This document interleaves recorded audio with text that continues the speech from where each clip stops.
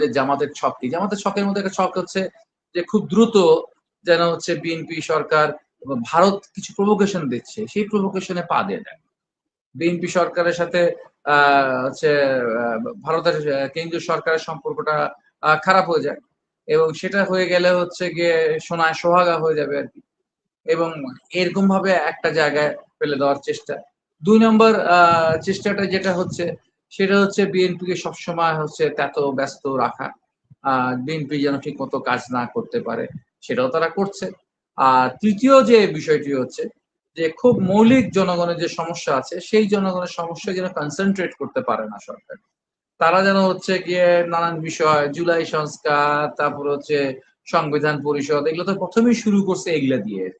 এবং এই জায়গায় হচ্ছে থাকবে, এই জায়গায় বিএনপিকে রাখবে। তারপর বিএনপিকে সবাই মিলে একটা চাপ দিয়ে বিএনপির অবস্থা ১২টা বাজাবে। এই এক ভয়ংকর মানে জায়গা, ভয়ংকর একটা কামনা, ভয়ংকর একটা বাসনা, ভয়ংকর একটা পরিকল্পনা জামাতের আছে। এখন প্রশ্ন আপনি করতে পারেন, জামাতের কি সে সামর্থ্য আছে কিনা? হ্যাঁ, এটা খুব গুরুত্বপূর্ণ প্রশ্ন এবং এটা খুব দেখার বিষয়। জামাতের সে শক্তি আছে কিনা? এবং আরেকটা জিনিস দেখবেন, আরেকটা কাজ করবে জামাত বিএনপিকে দিয়েই কাজ করাবে। বিএনপি দিয়েই ভারতের সাথে সম্পর্কটা খারাপ করাবে। বিএনপিকে দিয়েই আবার আওয়ামী লীগের রাজনীতিটা হচ্ছে গিয়ে বন্ধ করিয়েছে। আইন তৈরি করে দিয়েছে।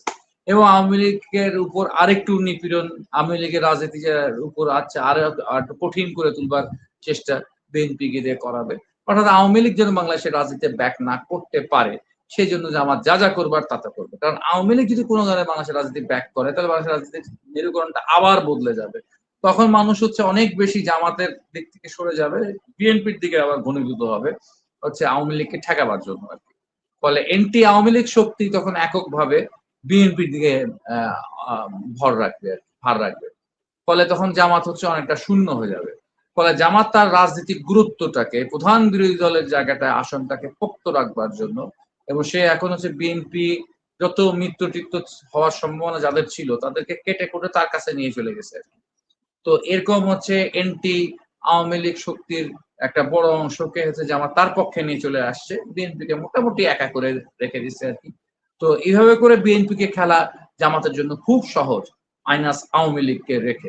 ফলে মাইনাস আওয়ামী লীগ করে হচ্ছে গিয়ে বিএনপিকে একা রাখবে, একা রেখে ইয়ে করবে। কারণ আওয়ামী লীগ আসলে বিএনপির সাথে আওয়ামী লীগের ঐক্য হবে তা না। কিন্তু যখন হচ্ছে গিয়ে বাকি সব আওয়ামী লীগ বিরোধী শক্তি বিএনপিতে সমবেত হবে, তখন জামাত এখন যে মার্কেটটা পাচ্ছে জামাত সেই মার্কেটটা হারায় যাবে। ফলে জামাত হচ্ছে কোনোভাবেই হচ্ছে গিয়ে এই জায়গায় ফয়সালা করতে দেবে না। বাংলাদেশের পলিটিক্সকে একটা অন্তর্ভুক্তিমূলক বা একটা ইনক্লুসিভ পলিটিক্স এর জায়গায়, প্রকৃত গণতান্ত্রিক জায়গায় কোনোদিন জামাত নিতে দিবে না বিএনপিকে। এবং বিএনপি সেটা হয়তো নাও করতে পারে। এতে সে হয়তো জামাতের ট্র্যাপে পাও দিতে পারে।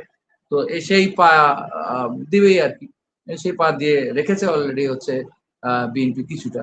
তো এইভাবে করে সম্ভাবনার জায়গা আছে। আমি শক্তির জায়গা বলছি না। potentiality জামাতের আছে কিনা সরকারের সময়টাকে ফু দিয়ে উড়ায় দেওয়ার বা সরকারকে উড়ায় দেওয়ার মানে সামর্থ্য আছে কিনা, potency আছে কিনা, এটা নিশ্চয়ই হচ্ছে গিয়ে একটা গুরুত্বপূর্ণ কথা। কিন্তু potency র চেয়ে আমি মনে করি হচ্ছে তাদের প্ল্যান আছে এবং কিছু আ উপাদান আছে, বস্তুগত উপাদান আছে যার উপর দাঁড়িয়ে বলা যায় probability ও রয়েছে। নাসরুদ্দিন পাটোয়ারি বলেন বা অন্য যারা বলেন, যারা ওখানে হচ্ছে আপাতত তাদের দলীয় সফর বা কর্মসূচি করতে গিয়ে বাধাপ্রাপ্ত হচ্ছে বা একটু আঘাতপ্রাপ্ত হচ্ছে।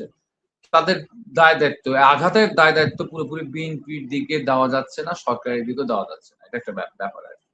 সেখানে দেখা যাচ্ছে যে এক ধরনের স্বতঃস্ফূর্ততা আছে।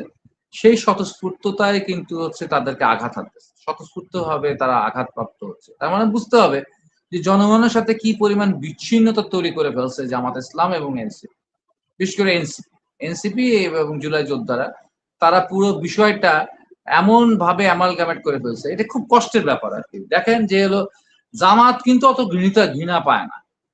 ঠিক আছে? জামাতের নেতা ডাক্তার শফিক গেছে, সে কোথাও ডিম খেয়েছে, এটা পাবেন না খুঁজে।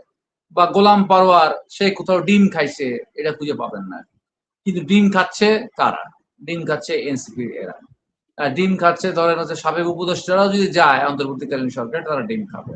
জুলাই যোদ্ধারাও অনেক জায়গায় হচ্ছে গিয়ে এরকম হচ্ছে বিব্রতকর পরিস্থিতির সম্মুখীন হতে পারেন তারা, কিন্তু জামাত হচ্ছে না।